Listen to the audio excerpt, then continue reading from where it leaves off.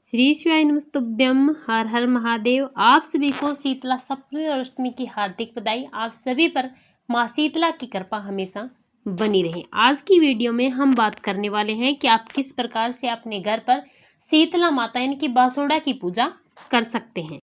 इसके लिए सबसे पहले आपको लेनी है 2 ईंट। इन ईंटों को आपको ठंडे पानी से धो लेना है, यानी कि भिगो लेना है। अगर छोटा सा नीम का पौधा आपको मिल जाता है तो उसे भी आप यहाँ पर रख लें, या फिर आपके घर में नीम का पेड़ है तो उसके नीचे भी आप 2 ईंट रख के पूजा कर सकते हैं, क्योंकि माँ शीतला के हाथ में नीम की पत्तियां होती है और माँ का निवास इस दिन नीम के पेड़ में होता है, तो इसलिए नीम के पेड़ की विशेष महिमा है। इसी के साथ आपको एक मिट्टी का कलश लेना है। आप चाहे तो स्टील या तांबे का पात्र भी ले सकते हैं। उसमें आपको जल भरना है। जल आपको ठंडा भरना है, इस बात का आपको विशेष ध्यान रखना है। गर्म जल आपको नहीं भरना है, क्योंकि इस दिन ठंडे बासी का भोग लगाया जाता है। इसमें आपको थोड़ा सा मक्खन या घी डाल देना है और दोनों ईंट जो आपने रखी है उन पर आपको थोड़ा थोड़ा इस जल को समर्पित कर देना है। इतना करने के बाद आपको हल्दी लेनी है। शीतला माता की पूजा में हल्दी का विशेष महत्व होता है।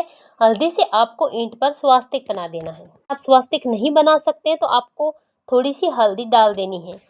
जो पूजन है वो सुबह उठते उठते ही ब्रह्म मुहूर्त में किया जाता है। ना तो आपको नहाना है और ना ही आपको अपने घर का चूल्हा जलाना है, यानी कि अपने घर में अग्नि प्रज्वलित करने से पहले सबसे पहले उठते ही अपने द्वार खोल करके आपको इस पूजा को करना है। ये पूजा सब जगह अलग अलग जगह पर होती है। कुछ लोग होलिका दहन जहाँ होता है वहीं पर पूजा करते हैं, कुछ लोग शीतला माता के मंदिर में करते हैं, कुछ लोग खुले मैदान में भी करते हैं और कुछ लोग चौराहे पर भी करते हैं और कुछ लोग अपने घर पर भी करते हैं। तो आप चाहे जहाँ पर भी इस पूजा को करें। कोई लोग और कुछ लोग इस पूजा को शीतला सप्तमी के दिन भी करते हैं और कुछ लोग इसे अष्टमी के दिन भी करते हैं। तो इस बार शीतलाष्टमी के दिन पड़ रहा है शनिवार, तो आप इस पूजा को शीतला सप्तमी के दिन ही कर लें और आप चाहे तो अष्टमी के दिन भी कर सकते हैं। लेकिन जो शनिवार का दिन होता है वो तड़कता फड़कता दिन होता है, यानी कि गर्म दिन होता है, इसीलिए इसमें ठंडाई का बहुत ध्यान रखा जाता है। ठंडे जल का प्रयोग किया जाता है, बासी भोजन दिया जाता है, गर्म चीजों का इस्तेमाल किया ही नहीं जाता। तो आपके लिए अच्छा रहेगा आप इस पूजा को शुक्रवार के दिन ही कर लें। स्वास्तिक बनाने के बाद यहाँ पर आपको लगानी है 7 टिक्की। अगर सप्तमी के दिन पूजा करते हैं तो आपको 7 टिक्की लगानी है और अष्टमी के दिन करते हैं तो आपको 8 टिक्की लगानी है। इसी के साथ साथ आपको नीम के पेड़ की पूजा करनी है, क्योंकि नीम के पेड़ का बहुत ही विशेष महत्व है।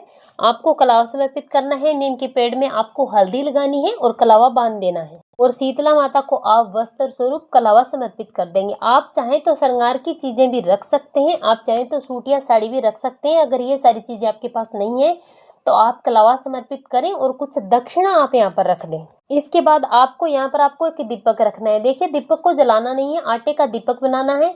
इसमें आपको देसी घी डालना है और लंबी बाती का प्रयोग इसमें करना है और यहाँ पर आपको रख देना है। अगरबत्ती भी आप रख सकते हैं, धूप भी आप रख सकते हैं, लेकिन यहाँ पर आपको जलाना कोई भी चीज नहीं है। ठंडे बासी का आपको भोग लगाना है। सप्तमी के दिन पूजा करते हैं तो एक दिन पहले ही आप अपना भोग बना लें और इसे सप्तमी के दिन समर्पित करें। तो बड़कुल्ले की माला जो आपने होली पर उठाकर रखी थी उसे भी आपको यहाँ पर रख देना है शीतला माता की पूजा करते समय। इसी के साथ आपको मूंग, मोठ, बाजरा, चने की दाल, कोई भी दाल, 5 प्रकार के जो अनाज होते हैं वो आपको यहाँ पर समर्पित कर देने और साथ ही साथ नीम के पेड़ की जड़ में भी आपको समर्पित करने हैं। इसके बाद आपको गेहूं के आटे की जो आपने लोई बनाई है, छोटी छोटी लोई आपको बना लेनी है और वो लोई भी आपको समर्पित करनी है। यहाँ पर आपको भोग स्वरूप, भोग में सब लोग अलग अलग बनाते हैं।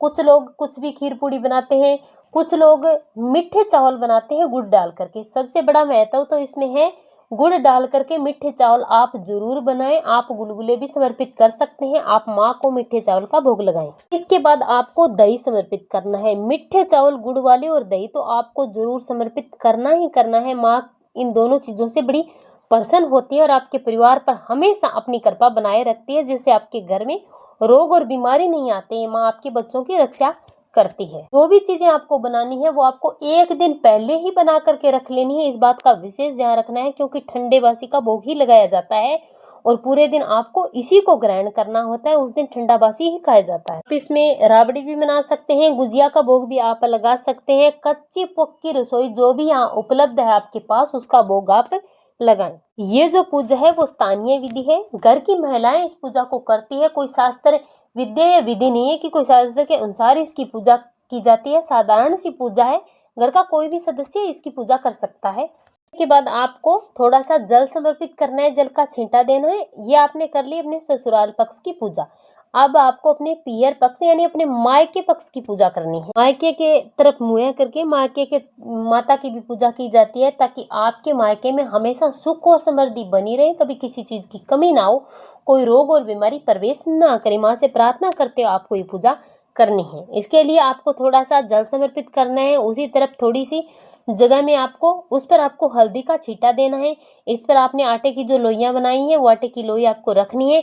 इसी पर आपको हल्दी डालनी है और इस पर आपको जो आपने भोग बनाया था उसी भोग को समर्पित करना, दही भी आपको समर्पित करना है। और इसी के साथ साथ आपको थोड़ा सा जल उसके बाद समर्पित कर देना है, जल का छींटा दे देना है। आप चाहे तो किसी भी ईंट पर या पत्थर पर भी माता स्वरूप मान करके आप इस पूजा को कर सकते हैं। और इसी के साथ आपको अपने गाँव खेड़े के देवता का भी ध्यान करते हुए और अपने पितरों का स्मरण करते हुए भी आपको पूजा करनी है। और साथ ही साथ हनुमान जी महाराज को आपको भी पूजना है। आप ये पूजा अपने बच्चों के साथ करें। पूजा कोई एक सदस्य कर सकता है और इसका जो मत्था है ना वो सभी को टेकना है। और यहाँ पर जो हल्दी है उसी हल्दी का तिलक आपको अपने सभी घर के सदस्यों को करना है। और सूरज की किरण आप पर नहीं पड़नी चाहिए। सूरज की किरण से पहले पहले आपको इस पूजा को कर लेना है, सुबह उठकर जल्दी। इसके बाद आपको अपने सीधे हाथ में अपना पल्लू लेना है, उसमें थोड़ा सा जल डालना है और पूरी पूजा जो आपने की है उस पर से आपको वार देना है। हाथ जोड़कर शीतला माँ से प्रार्थना करनी है कि हे माँ, मैंने आपकी पूजा की है। पूजा में जो भी गलतियां हो गई उसके लिए मैं क्षमा याचना करती हूँ। मेरे घर में कभी भी कोई भी बीमारी प्रवेश ना करे। मेरे घर के सदस्यों की रक्षा करना, कभी भी अन्न धन की कमी मेरे घर में ना आए। आपकी शीतल छाया, शीतल कृपा हम पर हमेशा बनी रहे। इस प्रकार से आपको अपनी प्रार्थना करते हुए पूजा करनी है। मात्र ये साधारण सी पूजा है जो कोई भी कर सकता है। और इस दिन अगर आपके घर में कोई भी व्यक्ति रोगी है, चर्म रोग है किसी भी व्यक्ति को, तो आपको नीम के पेड़ के पास जाना है, 1 लोटा जल वहां पर समर्पित करना है, 7 परिक्रमा करनी है। वहीं से आपको थोड़ी सी मिट्टी उठा कर लाना है माँ शीतला का ध्यान करते हुए। और इसी मिट्टी से जो व्यक्ति बीमार है, जो ग्रसित है, शीतला माँ का ध्यान करते हुए उस पर आपको जो चर्म रोग है उसी स्थान पर आपको इस मिट्टी का लेपन कर देना है। लेपन करने के बाद आपको माँ शीतला से प्रार्थना करनी है। कम से कम इसे 15 या 20 मिनट आपको रखना है। रखने के बाद आप इसे धो लीजिए। मात्र 3 दिन इसी मिट्टी को आपको उस जगह पर लगाना है और 3 दिन में आप देखने वाले हैं कि माँ शीतला की कृपा से वो व्यक्ति स्वस्थ हो जाता है। इसी के साथ आप 1 लोटे जल में नीम की पत्तियां लेकर के आनी है, इसी जल में डालना है। माँ शीतला से आपको प्रार्थना करते अपने घर पर आना है और इस जल का छींटा आपको अपने घर में दे देना है। पूरे घर में देना है, अपने घर के सभी सदस्यों पर देना है। इससे अगर आपके घर में कोई भी रोग है तो रोग दूर हो जाएगा। माँ की कृपा आप पर हमेशा बनी रहेगी। इस मिट्टी का और नीम की पत्तियों का उपयोग अगर आप करते हैं तो आपके घर में कभी भी आने वाले 1 साल तक रोग प्रवेश नहीं करते। इतनी बड़ी महिमा है शीतला अष्टमी और शीतला सप्तमी की। ये 2 विशेष से उपाय है जो पूज्य गुरु जी अपनी कथा में हमेशा बताते रहते हैं। इसीलिए आप शीतला सप्तमी और अष्टमी दोनों में से किसी भी दिन इन उपायों को आप कर सकते हैं, चूकना नहीं। मात्र एक मिट्टी उठाकर लानी है और आपके हर घर का सदस्य इससे स्वस्थ रहेगा। सभी सदस्यों को आप इस मिट्टी से तिलक भी अगर कर देते हैं तो आपके घर में अगले 1 साल तक कोई भी व्यक्ति बीमार नहीं पड़ता। और ध्यान रखना, इस दिन आपको नीम की पत्तियां तोड़नी नहीं है। नीम के पेड़ के नीचे जो झड़ी हुई पत्तियां हैं उसी को आपको कलश में डाल करके लेकर आना है। श्री शिवाय नमस्तुभ्यम।